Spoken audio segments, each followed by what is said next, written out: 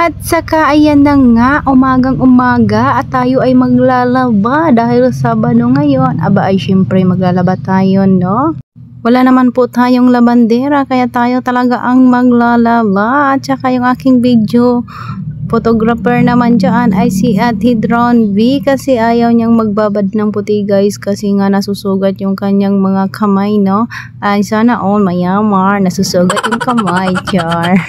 At saka ganyan talaga yung kamay ni Ate Dron B guys, pag naglalaba yan, nalalagyan ng sabon or kahit naghuhugas ng plato ay nasusugat talaga yung kamay niya, yung parang nabubutas-butas. Kaya ganyan talaga yung kamay ni Ate Dron B, hindi talaga siya pwedeng mag-asawa ng mahirap. Char! Di bali daw guys, matagal na yan nangyayari sa kanya kaya hindi ko yan siya pinagpahugas ng mga plato or magpapababad ng mga puti. Pero pag minsan, pag wala talaga akong mautusan at no choice na siya, kaya tinitiis niya yan magbabad talaga ng puti. No? Kagaya ng halimbawa is nagkakasakit ako, walang ibang magbababad ng puti or maglalaba, kaya siya din minsan. Pero okay lang naman yan siya guys, yung hindi lang ba nakababad lalo yung kamay niya ba, kaya minsan hindi yan siya nagagamit ng sunrocks, no? Pag nagbabad siya ng puti, powder lang talaga. At saka ayan, dito na tayo sa ating video, no? Ayan na yung ulam namin. Nag-iihaw na si Ambit ng hawol-hawol at napakamura ng hawol-hawol ngayon at napakataba ng mga hawol-hawol, no? 50 pesos lang guys yung isang kilo, kaya bumili na si Ambit ng ilang kilo yung binili niya, siguro 100 pesos yun lahat. Ayan, no? Tapos meron pa yan siyang mamaya iihawin. Kasi medyo marami-rami din, no? At nakakamura talaga ngayon dahil nga is 50 pesos lang yung isang kilo. Nung nakaraan bumili ako is 80 pesos pa. Tapos ayan, din ako, papaihaw din tayo ng karne, no? At saka masarap kasi yung inihaw. Wala kasi yung mga yung mga kung ano mga nilalagay katulad ng adobo, nilalagyan pa ng tuyo, yan ihaw mo lang yan, ulam na agad, o diba?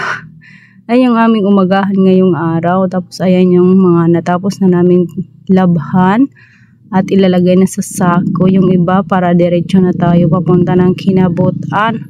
Tapos last na yung puti, no? Hinihiwalay ko talaga at inaano ko talaga yung puti guys, tawag nun inaorhi ba sa waray pa. Tapos ayan, si Papa Udon at saka si Altar is galing yan sila doon sa bukid, nagtanim ata yan sila doon, iwan ko basta.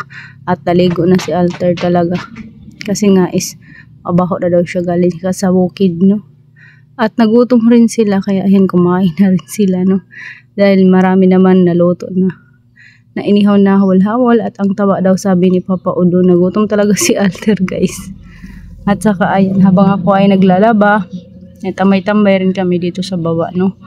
Tsaka ayan, dyan sila sa taas guys, mag-ano sila, maliligo na rin yan si Papa Udon kasi sila yung maiiwan doon sa tindahan at kami ay pupunta ng kinabutan. Inaantay ko lang din guys maluto yung karne para kumain na rin kami na Ate Dron B kasi nga is malapit na matapos yung aming pinaglalabhan at pupunta na kami sa kinabutan. Kasi kung mamaya pa kami pupunta guys, mas maganda kasi yung maaga pupunta doon dahil makapag pa tayo ng lugar ba, makapagbanlaw pa tayo. Dahil kung mamaya pa kami hapon or medyo marami na yan doon mag-swimming sa kinabutan, no? At wala ka nang mapaglabhan or mapagbanlawan ba doon ba kasi marami na naman ata tao ngayon, lalong-lalo na ngayon isa ba nung ganyan. Ay naku, asahan mo na yung kinabutan, napakadami na naman tao doon. Nung nakaraang week na nandun kami, napakadaming tao, di ba? Nakita nyo naman, napakaraming tao.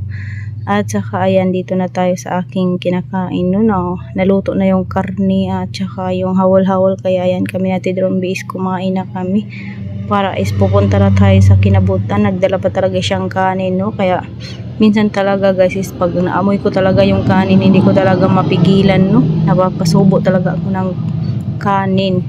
At saka ayan na, tapos na kami maglaba at nakaready na yung ating mga babadlawan doon. Ayan, inaantay pa namin yung aming driver kasi nagkuha siya ng kanyang labahin, no? Ayan, parang ang liwanag ng kalangitan, no? At napakainit na ngayon. Ayan, mga oras ata dyan is mga 11 ata yan.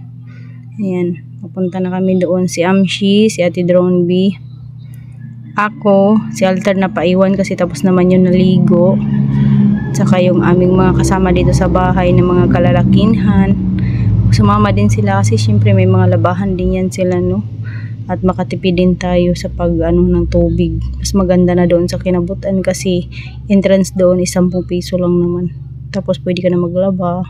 Kaya ayan. Punta na tayo ng Kinabutan. Kaso lang guys, hindi ako nakapag-video doon sa Kinabutan kasi nga ang daming tao. Pagpunta namin doon is napakaraming tao na, no? Buti na lang talaga is nakapagbanlaw pa kami.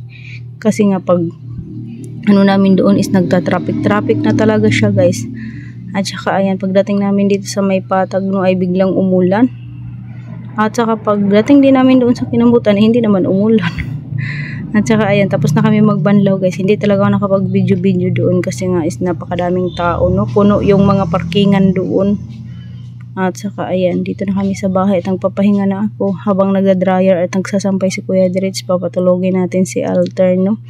At mas maganda kasi yan dito guys pag tambay-tambay sa baba kasi nga is mahangin-hangin. Ayan, inaantok na ako at matulog muna kaming dalawa ni Alter.